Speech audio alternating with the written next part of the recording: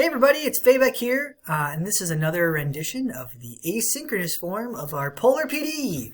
Polar PD! I just feel like we need a theme song, but I don't know. We'll table that for another day. If anyone wants to help me out, let me know. But let's just get started in some announcements. So Win Time has been up and running. Miss Gokin and I are the leads on Win Time. So if you want to share any successes or some challenges you're having, please let us know. We are identifying that one of the challenges is getting some students who have been pinged to the correct location. So we do have a handful of students that we know are being pinged and then going to either a common area or avoiding it in some way.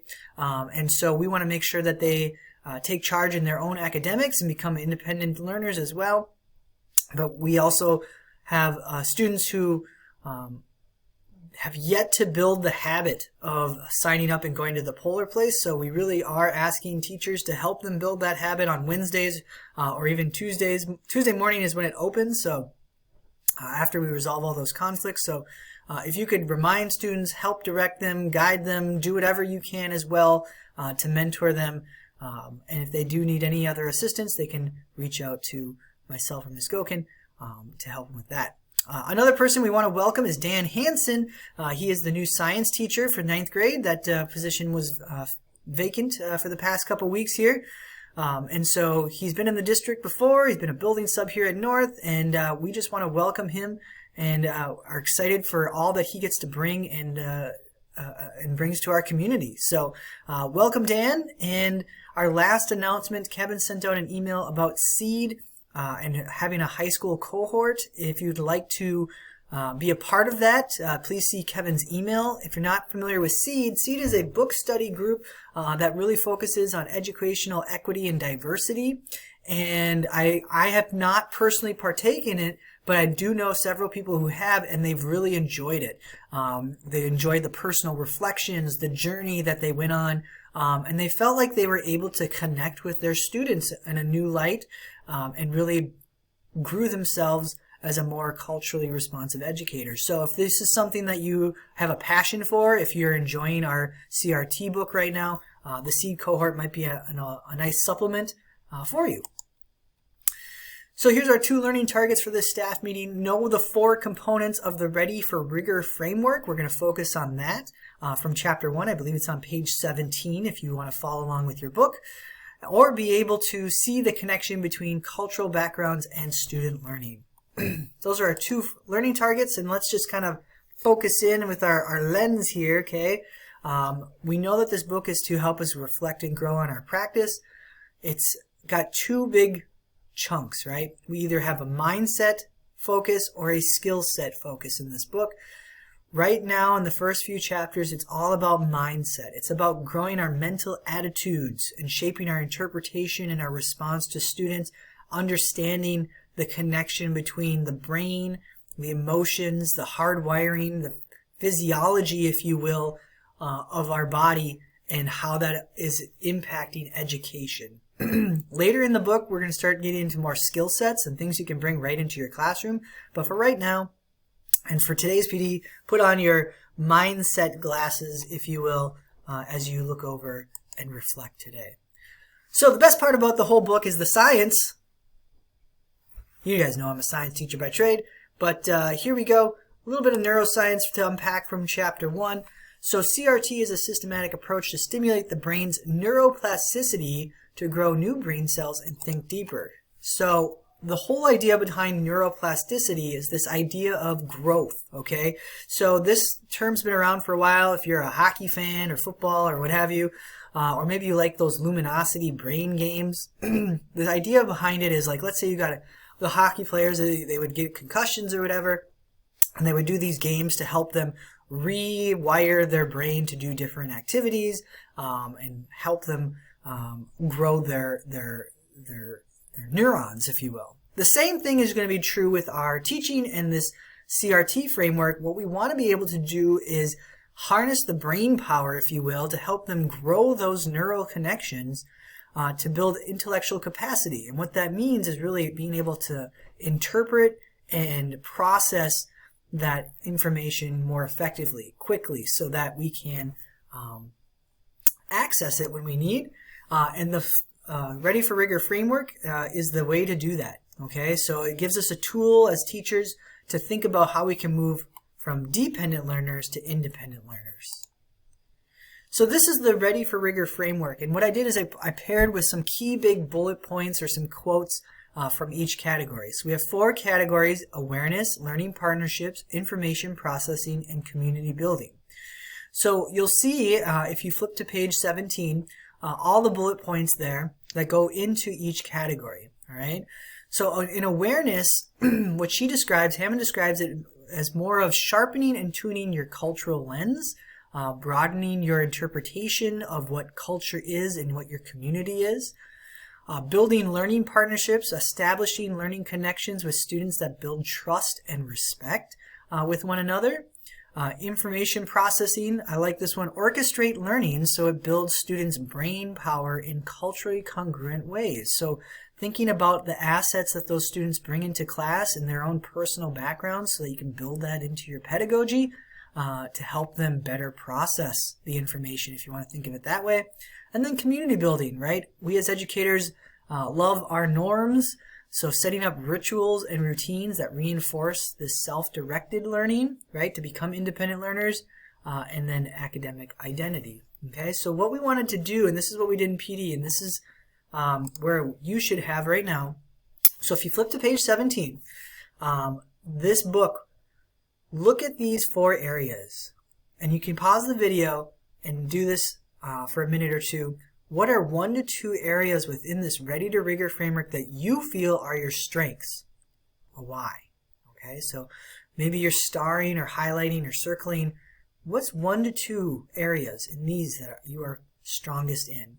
And 1 to 2 areas that you want to improve on. Okay, small steps here. We just want to identify our strengths and areas of growth. So if you want to pause the video and check on page 17 and start it up whenever you're ready.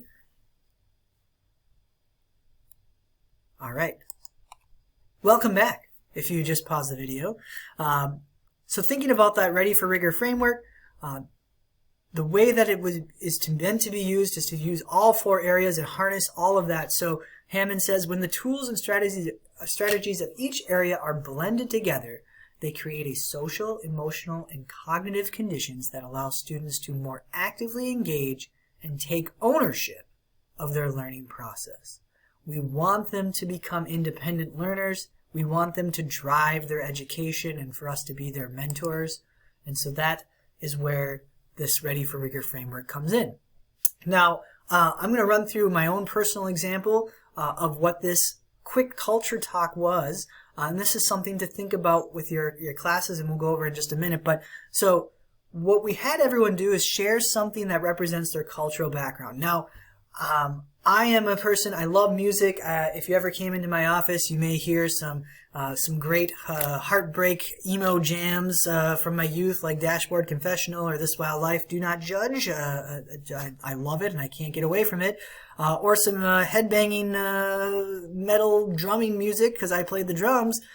It's all over the place. But one of the things that I shared was that was not my first music of my life. The first music of my life was actually coming from my dad. He was in a polka band. This is my uncle's album that I found. We're Talking Polkas. All right. And so I grew up listening to polka music, going to polka festivals in this Polish family of mine. I mean, my dad, my uncle, my grandfather, they're all in polka families. Even I know some people know Cheryl Leon. That is a family friend that I grew up with. And so my grandparents and my dad, when he was younger, would go to Cheryl Leon's house and they'd all listen to polka records. Yeah, it's been a part of my life for a while, so I can polka dance like no one's business. But that was just kind of like the norm. And that's just about me. And so Lee shared a little bit about her as well, and she'd love to share more if you ever want to contact her. But when we think about this idea of sharing and getting personal backgrounds, right? I shared with you about I grew up in a Polish family. We listened to polka music. We went to all these festivals, that's just what my life was. And so I was trying to make connections there. So when you think about this idea of cultural awareness, Hammond, and this is getting into chapter 2, so if you haven't read chapter 2, don't worry, this is just some new learning, just something to think about. We have 3 areas of culture, and some people might be familiar with the cultural iceberg. It's a similar idea. She uses a tree, but we have surface, shallow, and deep. Okay, so surface is like what we see in the tree, the beautiful leaves, the flowers, right? Just on a surface level. Shallow is more of the trunk of the tree. These are the unspoken rules, the norms, and this is where if you break those norms, you can have some distrust and social friction. But then that deep-rooted culture is that tacit knowledge and the unconscious assumptions that govern their worldview. Okay, so this is very emotionally charged. This is how we can learn new information. It's helping make sense of the world based off of what our own personal experiences and what we grew up with are. So the deep learning, or the deep culture, is where we really want to get to students so that we can make a bigger impact in their life and education. So when you think about what I just shared, when we think about this, what category did I just share in, right?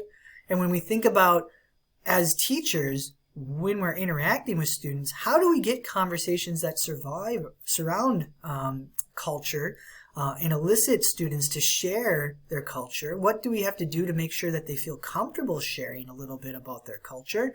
And then knowing that, and when we start to build into getting shallow or deep knowledge, how can that impact our curriculum planning in our classrooms?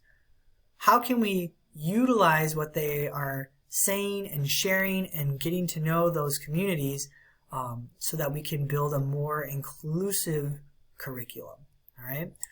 So take that into mindful meditation here. This was the last part we're going to have everybody do on a discussion board, but it's action statements. So of these 3 statements, think about posting your response to one of these. Okay. What is a way you will leverage your Ready to Rigor strength to build your class community? Identify an upcoming lesson where you can insert a piece of culture, whether it's your culture, or even to elicit more culture for shallow and deep into your lessons. And what is a way that you can get that student background into your classroom? Okay, so that's what the discussion post will be. I hope you enjoyed our Polar PD today. This is our Namaste mindful quote at the end. The real voyage of discovery consists not in seeking new landscapes, but in having new eyes, right? Namaste. This is a mindset focus. I hope you enjoy it. If you have any questions or you want to talk more one-on-one, let me know, and I will look forward to our conversation. Have a great rest of your day, Polars. Adios.